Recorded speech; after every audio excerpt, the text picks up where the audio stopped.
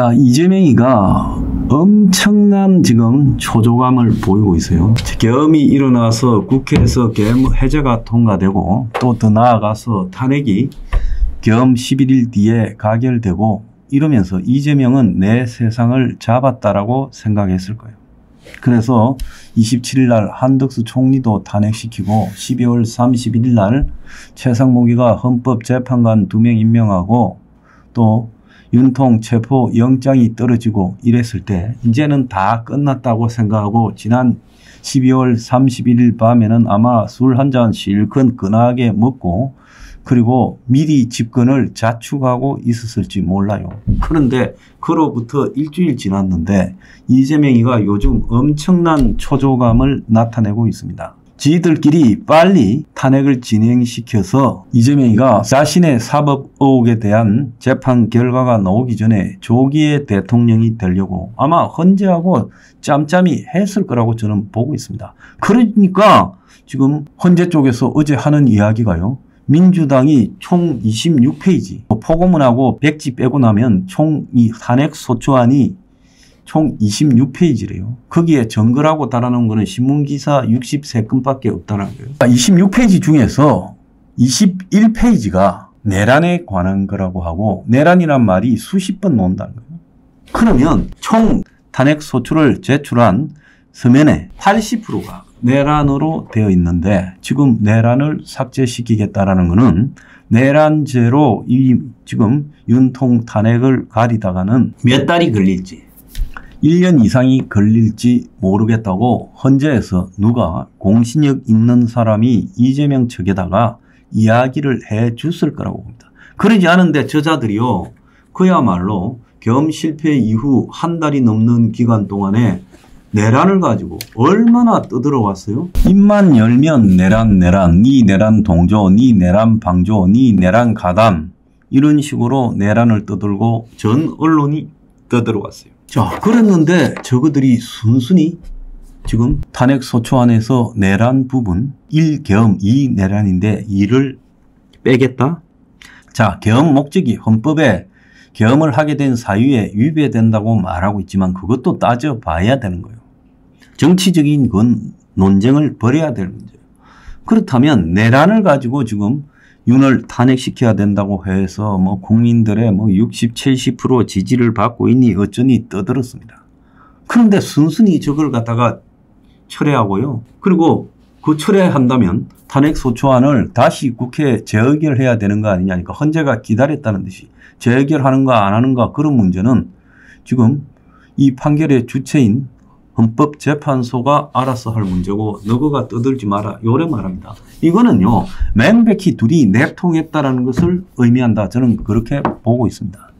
그래서 내통하고 내란을 삭제했는데 지금 그 삭제 이후에 역풍이 어마어마하게 번지고 있고 이제 탄핵의 정당성, 탄핵 의결의 정당성 문제까지 번지고 있고 헌재의 공정성까지도 번지고 있어요. 그래서 이재명이가 지금 엄청나게 짜증이 나고 있는 거예요. 자, 그래서 최상목에 대해서 오늘 아침에도 경제 운운하면서 협박하고 고발했습니다. 오늘 최상목의 겁으로 재의결하려고 하는 일반 상설 내란 특검과 또 김건희 특검 등이 오늘 국회에서 통과될 가능성이 거의 없다는 거예요. 국민의힘이 지난번에 반대표 던졌던 12명 중에서도 이제 상당수 등을 돌리고 이재명에게 협조하지 않고 있어요.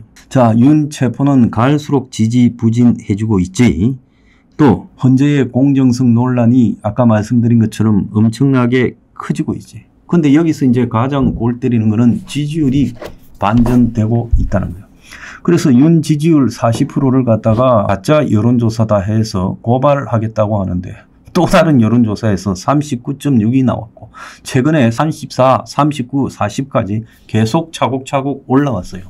윤 지지만 그런 게 아니라 덩달아서 아무것도 안 하고 헛발질만 하고 있는 국민의힘 지지율도 계속 올라오고 있어요. 그건 또 어떻게 설명할 겁니까? 그래서 지금 한때 50%가 넘던 민주당 지지율이 3주째 하락해서 일부 조사는 40% 초반대에 나오고 있지만 일부 조사에서는 30% 중반대까지 떨어지고 일부 조사에서는 그야말로 국민의힘의 역전된 조사까지도 나오고 있어요. 그래서 국민의힘 지금 조사가 30% 중반에서 30% 후반까지 가고 있고 두 당의 차이가 이제 근소한 차이로 접어들었어요.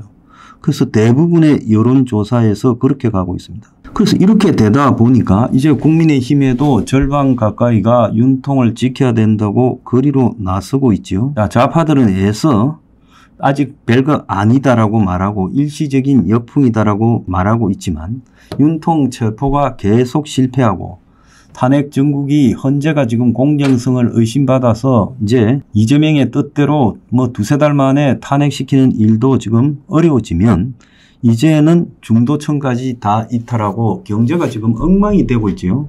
오늘 신문에 보면 대한민국의 30대 일군 건설사 중에 11개가 위험하다고 하고 건설업에서 부동산 PF, 건설 관련 채무, 미분양 이런 것들이 한꺼번에 터지기 시작하면서 건설발 대한민국의 경제 위기가 올 거라는 이야기가 나오고 있어요.